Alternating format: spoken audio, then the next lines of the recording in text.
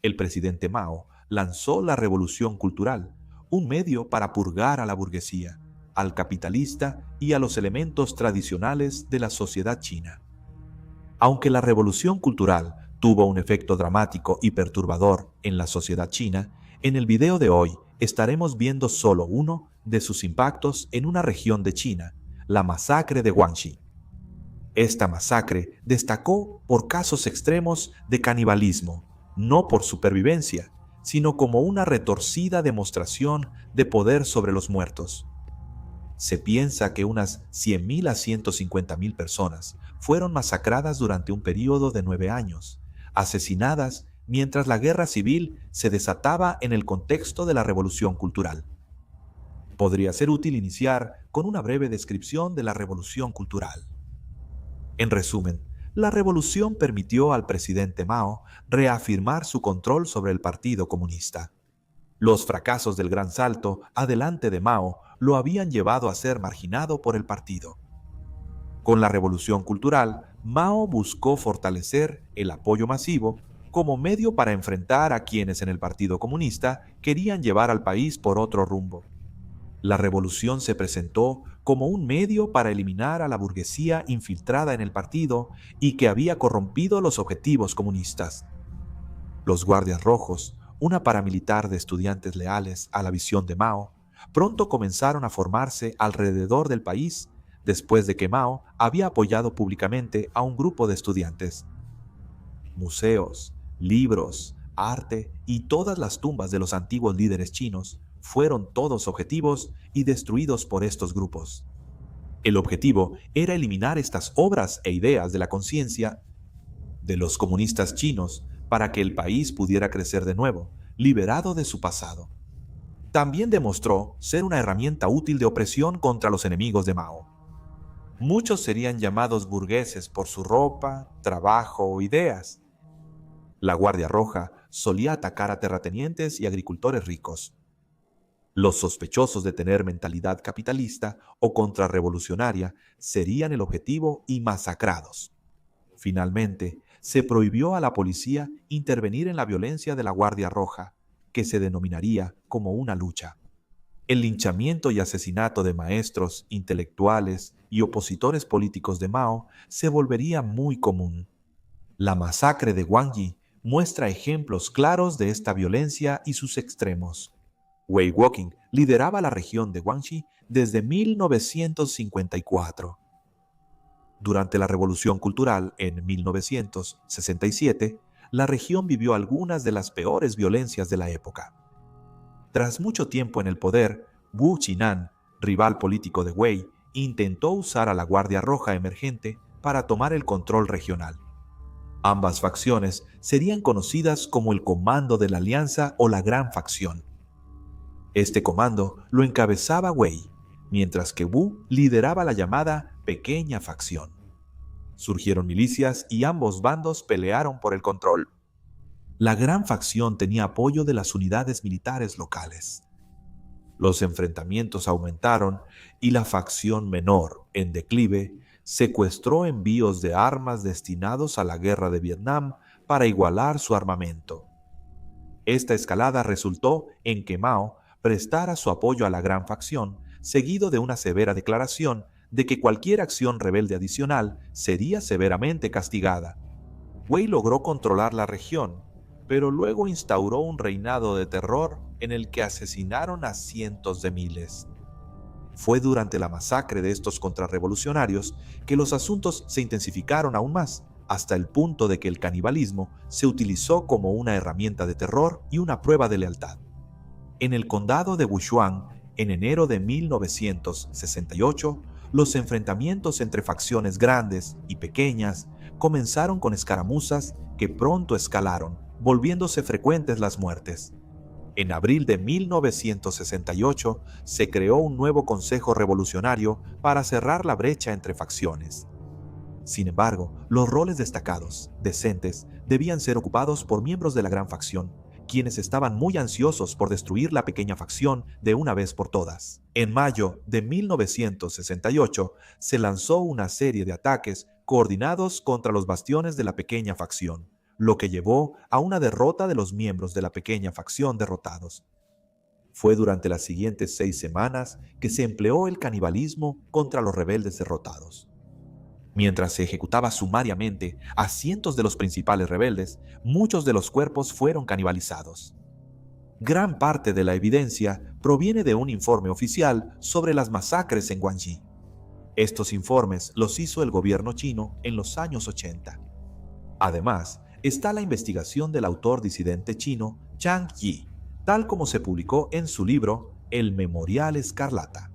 Un informe de 1987 relata que 64 víctimas fueron canibalizadas y a 56 les extrajeron el corazón y el hígado para supuestos fines medicinales. De los 64, 18 fueron completamente consumidos, a 13 se les extrajeron y comieron los genitales, y uno fue decapitado. Se entiende que a 7 de las víctimas se les extrajeron partes de su cuerpo y fueron consumidas mientras aún estaban vivas. Las razones para el canibalismo parecen haber sido dobles. En primer lugar, actuó como una prueba de lealtad. Muchos de los involucrados en el canibalismo eran líderes locales, no solo revolucionarios culturales. Varias personas solían participar en el canibalismo de una sola víctima. Parece que se preferían los corazones y los hígados, similar a la creencia en algunas culturas chinas de que consumir partes de animales conferirá algún beneficio. En un caso sombrío, 70 estudiantes asesinaron y canibalizaron a un profesor. Los estudiantes demostraron su lealtad consumiendo la carne en presencia de los miembros líderes del Consejo Revolucionario. En segundo lugar, fue un acto simbólico y culturalmente relevante de vencer al enemigo. Hay ejemplos de miembros de la pequeña facción derrotadas siendo desmembrados y desollados, una práctica similar a la tortura de Lin Chi. Tal proceso significaría que el cuerpo no está completo, algo vital en la filosofía confuciana, y algo que debía ser descartado por la revolución cultural. Se realizó una exhibición teatral y pública del desmembramiento de Fao Huiyan, líder de una pequeña facción. A su esposa embarazada le preguntaron: ¿es este el muslo de tu esposo? ¿Es esta la cabeza de tu esposo? ¿Era una mala persona? En un momento de revolución caótica y violencia extrema, el canibalismo fue el siguiente paso en las acciones tomadas para eviscerar completamente al enemigo, pero se hizo de una manera para hacer un espectáculo de rechazo a las viejas normas y aceptación de las nuevas. Y sin embargo, el canibalismo resonaba en muchos de los viejos mitos chinos, de muchos enemigos vencidos consumidos por los vencedores. Existen casos de los llamados banquetes de carne, donde la lealtad, el ritual y el miedo se utilizaron con gran efecto. Una razón clave para que estos banquetes tuvieran lugar sería una forma de distribuir la culpabilidad, no dejándola solo en manos de quienes llevaban a cabo las ejecuciones. Se impuso la responsabilidad comunitaria, lo que significa que cualquier investigación posterior que se pudiera llevar a cabo resultaría en personas que no estarían dispuestas a incriminarse a sí mismas. Por ejemplo, en el condado de Binyang se requería que cada familia proporcionara una persona para participar en tales actos como un medio para vincular a todos a la complicidad. Como un dato interesante, pero perturbador, solo una de las víctimas de canibalismo mencionadas en el informe oficial era una mujer. El informe destaca cómo un maestro consumió la carne de una hermosa estudiante para fines medicinales. Por comer a la mujer, fue considerado loco por los demás que habían practicado el canibalismo. Se consideraba que la carne masculina ofrecía el mayor beneficio, mientras que la carne femenina se consideraba incomible, ya que no conferiría ninguna virilidad o poder al consumidor. En ciertos casos, la violencia sirvió para resolver agravios. Un ejemplo que se menciona en el informe oficial es el de una rama de una familia masacrando a otra rama. Aprovechando su poder en la milicia, la rama de ciruelo de los Li realizó graves ensayos contra las mujeres de la rama de pera de la familia Li. Luego, los hombres de la rama del árbol de pera fueron atados y llevados al mercado como ganado. Allí los hombres fueron golpeados hasta morir, diseccionados y les extrajeron genitales e hígados. Luego, sus restos fueron arrojados a un río cercano. Después, las mujeres Petri fueron forzadas a casarse y los árboles de ciruelo robaron todos los bienes. La mayoría de la violencia no solo se llevó a cabo contra aquellos sospechosos de delitos, sino que también fue llevada a cabo con mayor sinceridad por aquellos sospechosos de tales delitos, como un medio para demostrar lealtad a quienes llevaban a cabo la revolución cultural. Aquellos al borde de la burguesía, o supuestamente comportamientos contrarrevolucionarios, participarían entusiastamente en la violencia, temerosos de que podrían terminar en el extremo receptor de las milicias. Los jóvenes en su adolescencia también lo hicieron, llevando a cabo la violencia de manera entusiasta. Un ejemplo fue una mujer de 18 años que ganó un nivel de infamia por su apasionada participación en la violencia. Se destacó por preferir cortar los genitales de sus víctimas masculinas. Estos actos la catapultaron a la posición de subdirectora del Consejo Revolucionario de todo su condado.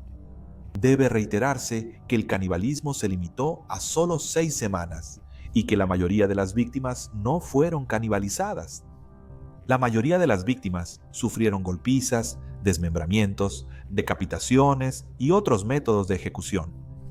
En Guangxi, los informes oficiales estiman que alrededor de 100.000 personas fueron masacradas durante la Revolución Cultural, aunque otras estimaciones sitúan la cifra de muertos en 200.000 o incluso más. En 1968, Mao ordenó a los guardias rojos detener la violencia y enfocarse en el trabajo rural.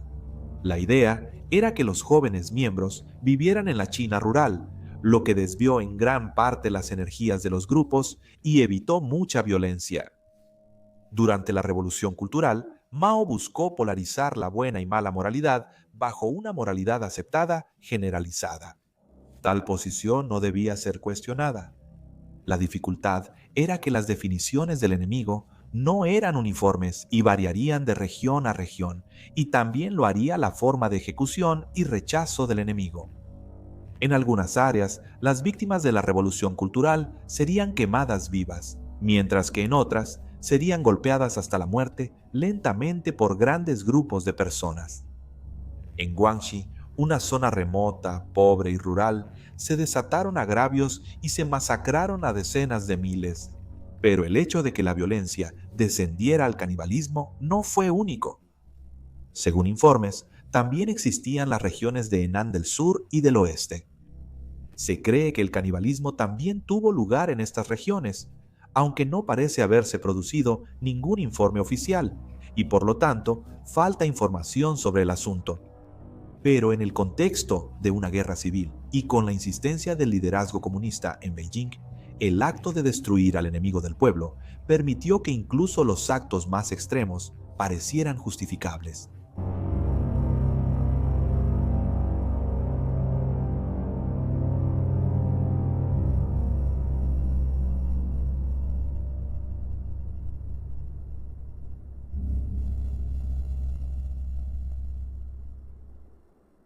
Gracias.